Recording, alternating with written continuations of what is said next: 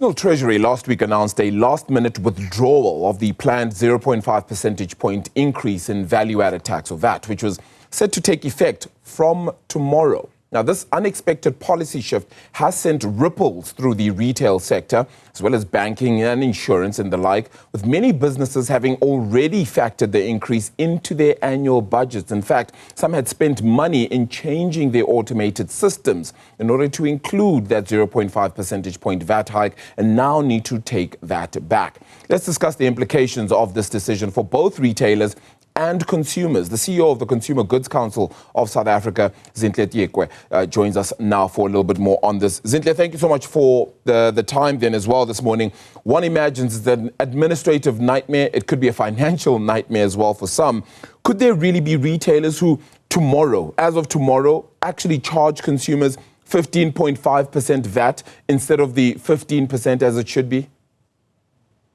Good morning, Arabil, and good morning to your listeners. Definitely, it's been a trying times, but definitely retailers who are our members will not be charging 15.5%. That we have given them assurance, even though there is the uncertainty. I must not say there's no uncertainty because the bill has not been passed as yet. So legally, 15.5 is still a legal law or from a VAT perspective. But we have assurance, we've given assurance to our members, we have legal opinion to give to our members to say they can charge 15% and there won't be any repercussions from a SARS perspective. So that means all the members that are with the Consumer Goods Council of South Africa have had to reverse all of this if they've actually implemented it to begin with. How strenuous, time-consuming, and financial impact of was this, or how big the financial impact was this then on those members within the Consumer Goods Council?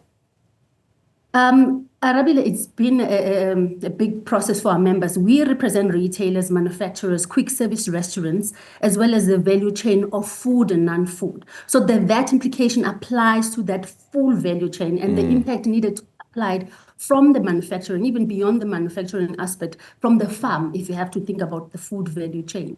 So there's VAT implications and VAT calculations that needed to be there. I think I need to just to clarify, VAT is not for business, it's paid to government. So business collected on behalf of government and paid over to SARS. So the cost to them that they needed to budget for is the systems update, is the human resources, is the printing cost, and all the labor and the cost of making sure that the point of sale systems are up to date. The systems in the stock management and the purchasing management systems are updated. Price labeling is updated. So these are all the costs that were not budgeted for, and now we have to reverse all of those processes. Yeah, Zinhle, I mean, the South African Revenue Service, SARS, has given some retailers until 15 May to reverse any system errors or system changes that they had made to make it 15.5%. And I know this is not necessarily part of your members per se, but would that have been enough time, do you think, for any of the members who hadn't reversed it as yet? I mean, timing is obviously really important, and it all depends on each organization's ability to be able, their systems update, where they at from a technological perspective, where is their position and what is their digital transformation strategy.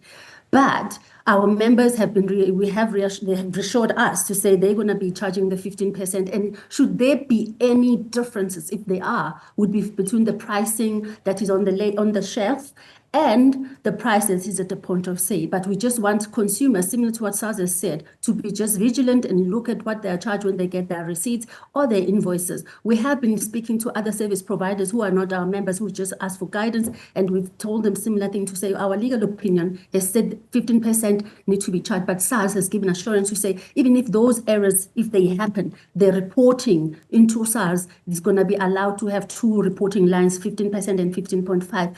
And if there's errors like that, obviously, I think what the best thing for us is for consumers to immediately check and immediately ask if there is an error of a 15.5. But other than that, we are not, our members have reassured us they are all going ahead with the systems of 15% and not going to be charging 15.5. And the cost of doing business, of implementation of this process and the reversal of their office, not going to be passed to consumers. So do we expect any recourse to be available then to any consumers who are charged that 15.5% VAT rate, if there is anybody, of course, that does that on a retail perspective? For instance, there is an ombudsman.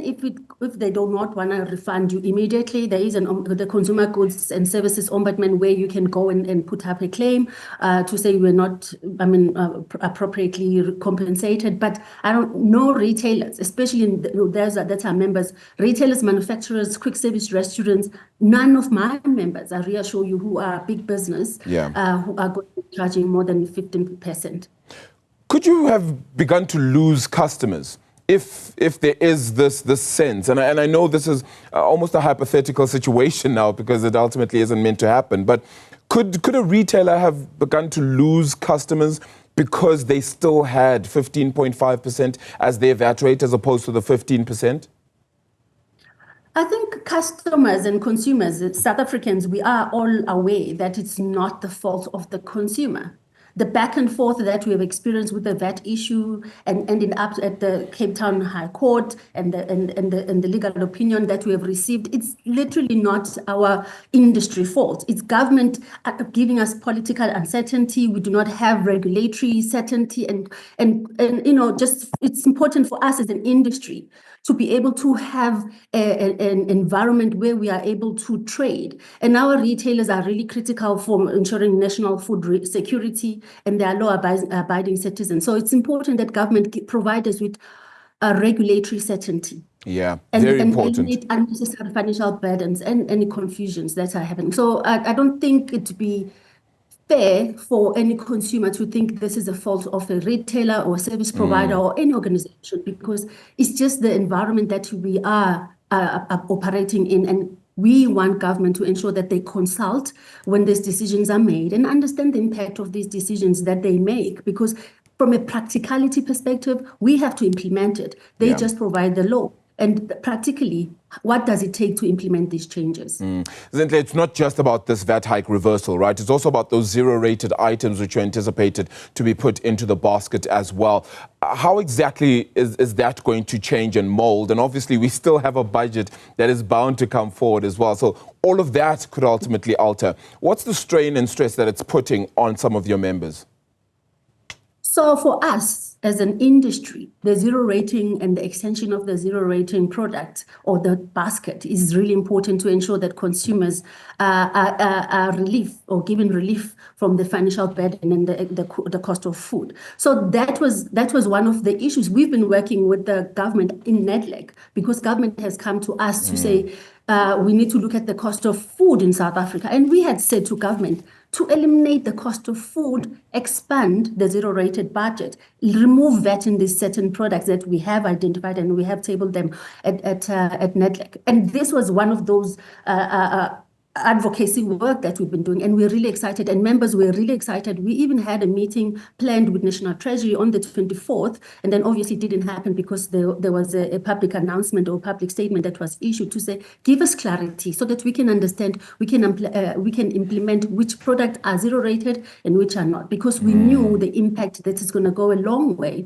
to consumers, because these products that were on a zero rated basket, in fact, all of them from a healthy food options perspective, and making sure that we promote a healthy lifestyle from a South African perspective. So those were good, and we want to just encourage government to still consider those, because South Africans and the consumers are really strained. Just a final question, then I'd be remiss if I didn't ask you your expectations then for the budget, which is still set to come up. We don't have an exact date for it thus far, but your hopes and expectations for that budget, which would ultimately aid not just your clients, but also consumers as well.